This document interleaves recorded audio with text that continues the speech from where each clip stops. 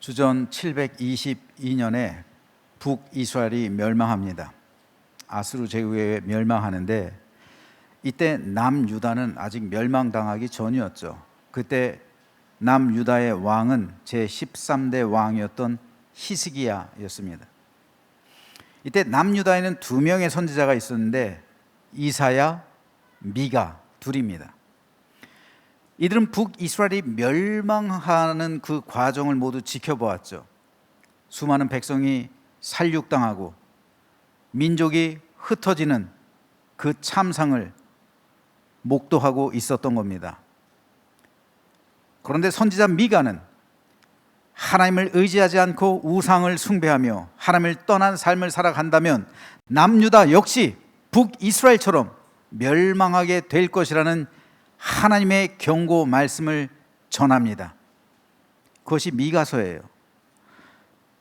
결국 남유다는 이 경고의 말씀을 받은 지 정확히 114년 후에 바벨론 제국에 의해 멸망하게 되었습니다. 그리고 남유다 백성들은 북이스라엘 백성들처럼 바벨론으로 포로가 되어 끌려가게 되었습니다. 그런데 놀라운 것은 미가서에는 이러한 사실들이 이미 예언되어 있었다는 사실입니다. 그뿐 아니라 남유다 백성들이 포로에서 돌아오게 될 것까지도 예언하고 있습니다. 미가는 그 날이 되면 하나님의 진노와 심판이 끝이 나는 바로 그 날이 되면 하나님께서 이스라엘 백성을 구원할 것이라고 예언하는 것입니다. 그리고 그 예언의 말씀 가운데 가장 중요한 중심 주제가 되는 말씀이 바로 오늘의 본문입니다. 그러므로 오늘 본문은 회복에 관한 말씀이고 구원에 대한 말씀입니다. 하나님은 메시아를 이 세상에 보내셔서 모든 것을 회복하시고 하나님의 백성 모두를 구원하실 것이라 약속하시는 겁니다. 그런데 그 구원자 메시아가 어디서 태어난다고 미가는 오늘 본문에서 기록합니까? 베들레헴입니다. 실제로 약 700년 후에 예수님이 베들레헴에서 탄생하셨습니다. 그래서 동방 박사들이 저 먼 곳으로부터 와서 유대 왕으로 탄생하신 예수님께 경배했던 거예요. 그런데 동방 박사들이 먼저 갔던 곳은 어디입니까? 헤로드 왕 때 예수께서 유대 베들레헴에서 나셨음에 예수님은 유대 베들레헴에서 나셨는데 동방 박사들이 어디로 가요? 예루살렘으로 가요. 예루살렘으로 가서 유대 왕으로 탄생하신 분이 어디 있느냐고 수소문하고 다니는 거예요. 동방 박사들은 유대인의 왕은 당연히 유대인의 수도였던 예루살렘에서 모든 사람의 축복과 축하를 받으며 탄생하셨을 것이라 생각했던 겁니다. 그러나 실상 예수님께서 태어나신 곳은 예루살렘이 아니라 베들레헴이었어요. 오늘 본문에서 선지자 미가는 베들레헴 에브라다야 너는 유다 족속 중에 작을지라도 라고 말하는데 여기서 작을지라도 즉 이 베들레헴이란 도시가 작다는 거예요. 미가 당시에 작은 성읍이란 인구가 1000명이 되지 않는 도시를 일컫는 말이었습니다. 즉 예수님께서는 예루살렘이라는 수도 대도시에서 태어나신 것이 아니라 인구가 1000명이 채 되지 않던 작은 도시에서 태어나신 겁니다. 화려한 집에서 태어난 것이 아니라 허름한 여관에서 태어나신 것이고 편안하고 안락한 곳에 누이셨던 것이 아니라 짐승들의 구유에 누이셨습니다. 이것이 상징하는 것이 뭘까요? 이것이 상징하는 것은 분명합니다. 낮아짐입니다. 하늘에서 이 땅으로 내려오신 것, 성육신 자체가 낮아지신 사건이에요. 하나님이 인간의 몸을 입으신 것은 낮아지심입니다. 주님은 탄생 자체로부터 낮아지셨어요. 그래서 왕궁이 아닌 여관, 도시가 아닌 수도가 아닌 작은 도시, 황금으로 만든 그러한 곳이 아닌 나귀 혹은 양, 이런 짐승들이 먹는 이 구유, 거기서 주님은 누이셨습니다. 예수님의 탄생 자체가 낮아지신 사건이에요. 그러므로 복음은 낮아진 사람만이 받아들이게 되는 겁니다. 예수님의 탄생 자체가 낮아지신 사건이기 때문에 그 소식을 듣는 사람들 역시 낮아지지 않은 사람은 결코 이 복음의 소식을 들을 수가 없는 것이고, 이 복음의 사건을 받아들일 수가 없는 거예요. 왜 예수님 당시 바리새인들, 그들을 비롯한 사두개인과 위정자들, 권력층에 있는 사람들이 예수님을 반대하고 도리어 예수님을 죽였을까요? 이 복음의 사건을 받아들일 수 없었기 때문에 그래요. 낮아지신 사건을 받아들일 수 없었기 때문이고, 그들의 심령과 그들의 삶이 낮아지지 않았기 때문에 이 복음을 만날 수가 없는 겁니다. 그래서 누가복음에 보면 예수님의 나심을 처음으로 보고 하나님께 영광을 돌린 사람들이 그 지경에 있던 목자들이었다고 말합니다. 왜 그럴까요? 왜 누가는 굳이 목자들이 천사들 통해 예수께서 이 땅에 오신 소식을 가장 먼저 듣고 왜 그들에게 가서 주님께서 이 땅에 나셨다는 것을 전하라 라고 말할 것을 기록하고 있을까요? 그 중요한 이유가 있어요. 도표를 하나 보겠습니다. 지금도 보시는 도표는 신약시대 예수님 당시 예루살렘에서 천대받던 직업들에 관한 기록이에요. 천대받던 8가지 직업군이 있었어요. 당나귀 몰이꾼, 낙타 몰이꾼, 뱃사공, 마부, 여기까지는 운송하는 그쪽에 종사하는 사람들, 바가지 씌우고 사기꾼처럼 폭리를 취하고 이래서 사람들에게 손가락질 당하는 직업군, 멸시당하는 직업군, 사기꾼과 같은 사람들, 이렇게 사람들은 멸시, 천대, 조롱, 비난을 했던 겁니다. 그래서 천대받는 직업들이에요. 그리고 목동이 있었고요. 여기서 목동은 사꾼이에요. 다시 말해서 고용된 사람들이, 사꾼이란 말 자체가 그 자체가 나쁜 말은 아니에요. 고용된 사람이란 뜻이에요. 양을 치기 위해 고용된 사람, 삭슬 받고 고용된 사람이 사꾼이에요. 소매상인, 의사, 푸죽간주인. 여러분, 이 가운데 의사도 있어요. 왜냐하면은 당시 로마 시대에서 이 의사라는 직업은 천대받는 직업이었어요. 그래서 주로 노예들이 지원을 했어요. 노예가 의사가 되어서 많은 세월을 지나면 그 노예의 신분에서 해방시켜주는 그런 조건이 있기 때문에 노예들이 의사를 자청했어요. 누가가 의사였죠. 누가가 의사였다는 이 사실, 우리는 좀 생각해 봐야 돼요. 조금 이따 말씀드릴게요. 자, 그런데 이 가운데 목동들이 있어요. 목자들이 있단 말입니다. 천대받는 직업이에요. 예수님 당시 목동들 파렴치하고 아나무인이고 도벽이 심했습니다. 사기꾼의 대명사, 세리와 동급이었어요. 이들은 그들의 가축을 남의 땅으로 몰고 다녀요. 막 파릇파릇하고 막 보리가 싹이 나기 시작하는데 거기 가서 양들 풀어놔요. 다 뜯어먹어요. 그리고 다른 데로 도망가요. 또 추수를 앞둔데 거기 가서 다 뜯어먹게 하고 다른 데로 또 도망가요. 이러니 사람들의 원망이 자자한 거예요.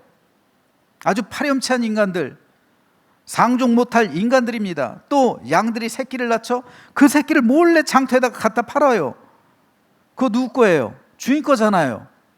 주인 건데 양의 털을 깎아서 팔고 양의 새끼를 갖다 팔고 젖을 짜가지고 팔고, 이렇게 사기꾼과 다름없는 직업군이 바로 목동들이었단 말입니다. 예수님께서 나는 선한 목자다 라고 말씀하시죠. 당시 사람들 이해를 못하는 거예요. 아니, 목자가 무슨 선한 목자가 어디 있어. 목자가 다 사기꾼이지. 근데 예수님은 나는 선한 목자다. 선한 목자는 양들을 위해서 자기 목숨을 버린다. 목동들이 그래요? 아니요. 목동들은 주인 것을 심지어는 갖다 파는데요. 양들, 양들 지키기 위해서 이리와 맞서 싸운다고? 아니요, 이리 오면 도망가죠. 자기 살라고. 그런 상황에서 선한 목자란 개념은 당시 사람들에게는 없는 거예요. 그처럼 목동들은 아주 파렴치한 그러한 사람들에게 멸시받고 천대받는 직업군이었던 겁니다. 그런데 오죽했으면 목자로부터 직접 양모, 우유, 새끼 염소, 양 이런 거 구입하는 것을 금했을까요? 마치 작물합이나 똑같은 거예요. 작물을 사는 사람들도 그 도둑질에 동참하는 거잖아요. 그죠? 여러분 작물 싸다고 그거 사세요? 누가 도둑질해 왔어요. 아, 이거 싸요. 그거 싸다고 사세요? 싸다고 사는 순간 나도 그 도둑질에 동참하는 거잖아요.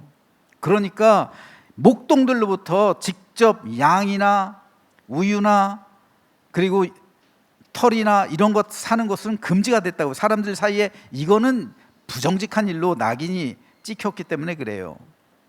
그런데 이 아기 예수님의 탄생을 처음으로 목격한 사람들이 이 목동들이란 말이에요. 그리고 그 목동들에게 마을로 가서 예수님의 탄생 소식을 전하라고 했단 말이에요. 사기꾼들의 말을 들어요, 여러분? 아니, 그런 부도덕하고 부정직한 직업군에 종사하는 사람들, 그런 사람들이 이 땅에 왕으로 메시아가 태어났어 라고 말한다면 주민들이, 사람들이, 백성들이 그 말을 듣고 그래? 야, 우리를 위해서 메시아가 태어나셨구나 인정해요? 안 하는 거예요. 그래서 우리가 물어봐야 되는 거죠. 왜 하나님께서는 목동들에게 이 사실을 처음으로 알리셨을까? 왜 하나님께서는 목동들을 증인으로 삼으셨을까? 이게 복음의 시작입니다. 이게 복음이에요. 이에 대한 누가의 의도는 분명한 거예요. 복음은 비천하고 멸시받고 천대받고 죄인으로 취급받으며 낮아진 자에게 가장 먼저 임한다는 사실이에요. 누가 자신 역시 멸시받던 이방인이잖아요.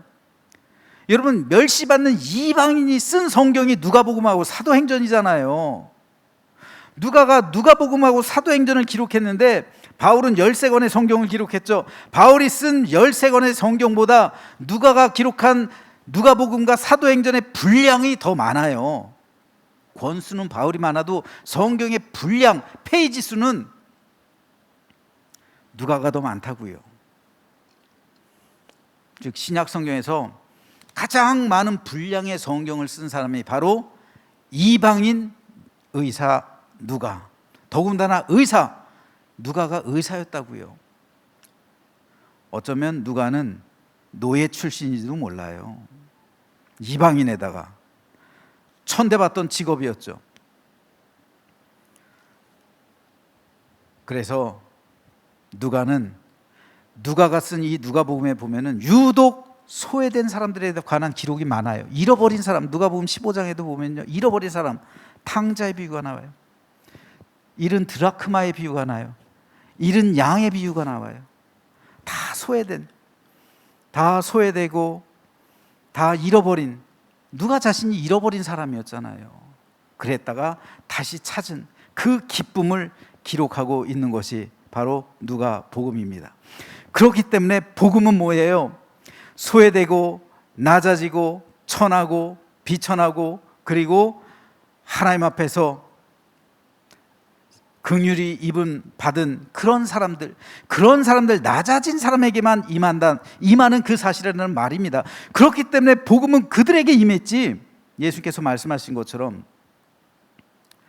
나는 죄인을 부르러 왔지 의인을 부르러 온 것이 아니다. 너희들은 너희를 의인으로 생각하기 때문에 내가 필요가 없는 거예요. 의인으로 생각하는 사람은 예수님이 필요가 없어요. 죄인에게 병든 사람에게 의사가 필요한 것처럼 죄인에게 예수님이 필요한 거죠. 그렇기 때문에 이 죄인, 낮고 천한 사람들, 다시 말해서 이방인 누가 같은 이들이 유대인과 다른 모습을 보여주고 있는데 그것은 자신을 죄인으로 인정한다는 거예요. 그래서 세리는 자기 가슴을 치면서 하나님께 나는 죄인입니다. 예수님께서 말씀하십니다. 저가 하나님의 은혜를 입고 갔다 말씀하시죠. 나를 죄인으로 인정하지 않으면 예수님이 필요 없는 거예요. 내가 비천해지지 않으면 복음이 나와 상관이 없는 겁니다. 내가 멸시당하지 않으면 예수님의 십자가 지고 갈 수 없는 것이고, 내가 천대받지 않으면 주님의 제자가 되는데 합당하지 않은 겁니다. 따라서 복음은 낮은 자에게 임하는 하나님의 은혜요 축복입니다. 그러므로 오늘 우리가 강림절 맞이하면서 가장 먼저 생각해야 할 것은 예수님의 낮아지심처럼 나 역시 낮아질 수 있는가. 복음은 낮은 곳에 흐르고 있어요. 내가 낮은 곳으로 내려가지 않는 이상 복음이 나와 상관이 없어요. 복음을 받아들일 수가 없는 거예요. 그러므로 낮은 사람만 하나님의 은혜를 경험하게 되고, 낮아진 심령만이 예수 그리스도의 구원의 생명을 얻게 되는 겁니다.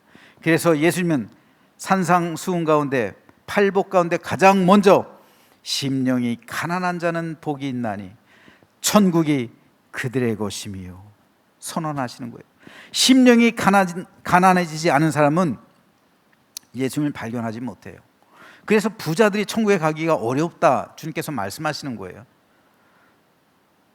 사진을 하나 보시죠. 지금 보시는 교회는 이제 12월 강림절 됐으니까 바빠질 겁니다. 저 교회가 바로 베들레헴에 있는 예수 탄생 교회예요. 그런데 저 교회로 들어가는 입구, 여러분 저 왼쪽 편에 바닥에 문 하나 조그만 거 보이세요? 저게 정문이에요. 보통 교회 문들은 커요. 아주 커다랗게 돼 있어요. 성당들 한번 가보세요. 중세 교회 대성당들 가보시고 그러면 커요. 정면에 아주 커다랗게 나와 있는데, 저기 문 한번 보세요. 저쪽 그 광장 가로질러 끝에 문 조그맣게 하나 난 거 있죠. 저거예요. 다음 사진 한번 보시죠. 바로 이게 겸손의 문이라 불리는 바로 이 교회로 들어가는 문이에요. 이 교회로 들어가기 위해선 저렇게 몸을 수그리고 고개를 숙이고 들어가, 이게 정문이에요. 베들레헴 교회 정문이에요. 이 교회에 들어가기 위해선 예수님의 탄생을 축하하기 위해서, 예수님의 탄생 교회 그리고 탄생한 자리라고 여겨지는 그곳에 들어가기 위해선 저렇게 숙이고 들어가야 되는, 여러분 이 교회에 들어가기 위해서 몸을 낮추고 들어가는 이 모습, 바로 이것이 교회에 들어오는 사람들이 가져야 할 마음가짐이에요. 우리가 저 문은 넓어요. 저 문은 넓지만, 그러나 우리 마음가짐만큼은 저렇게 숙이고 들어와야 되는 거예요. 하나님 앞에서 경건하고 낮아짐으로 나를 바짝 엎드리게 돼서 숙이고 들어가야 돼요. 제가 가톨릭에서 부러워하는 게 하나가 있어요. 목사 안수 받을 때, 물론 감리교 목사 안수 받는 그 순간도 굉장히 경건하죠. 그런데 사제 서품 받을 때 우리 감리교도 이렇게 바뀌었으면 좋겠어요. 강단에서 엎드려요. 그냥 십자가에서 엎드리는 것처럼 그냥 엎드려요. 항복하는 거예요. 항복. 하나님께 항복한 사람들이 신부가 되는 거예요. 사제가 되는 거예요. 하나님께 항복한 사람이 목사가 돼야죠. 하나님께 항복하지 않은 사람이 목사가 되면 어떻게 되겠어요? 하나님께 항복한 사람들이 장로가 돼야 되는 거예요. 하나님께 항복한 사람들이 권사가 돼야 되는 거고요. 하나님 앞에서 낮고 천해진 사람들이 직분을 받아야 되는 거예요. 내가 죽지 않고, 내가 항복하지 않고, 내가 높아진 사람이 직분을 받으면 그 직분 가지고 어떻게 해야겠어요? 그 직분이 섬김의 직분이 되겠어요? 아니요. 그 직분 가지고 막 칼 휘둘리는 거예요. 그러면 교회에서 피가 낭자해지는 거예요. 항복한 사람만이 하나님께서 맡겨주시는 직분을 받아야 되는 거예요. 그러므로 우리는 교회에 들어올 때 저렇게 들어와야 되는 거예요. 저 마음으로 들어와야 되는 겁니다. 낮아져야 되는 거예요.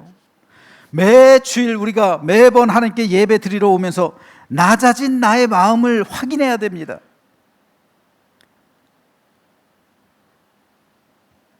그래야 하나님께서 그 예배 받으시는 것이고요. 이렇게 겸손한 마음으로 교회에서 서로를 섬길 때 교회 안에 위로와 평강과 샬롬이 임하고 서로 축복과 기쁨과 행복과 사랑이 가득 채워지는 겁니다. 강림절을 맞아서 저는 저와 여러분의 심령이 예수님처럼 이렇게 낮아지고 겸손하게 되기를 소망합니다. 그래서 주님의 탄생이 내 삶에 있어서 복음이 되고 그 복음이 내 생명을 살리고 그 복음을 통해 하늘의 위로와 평강을 누리며 그 복음으로 주님과 동행하며 살아가는 낮아짐의 강림절, 낮아짐 속에 흐르는 하나님의 은혜, 그 은혜 충만한 가운데 나를 담그고 주님의 위로와 평강이 언제까지나 우리 삶 가운데 떠나지 않는 복된 강림절 아침 되시기를 주님의 이름으로 축원합니다.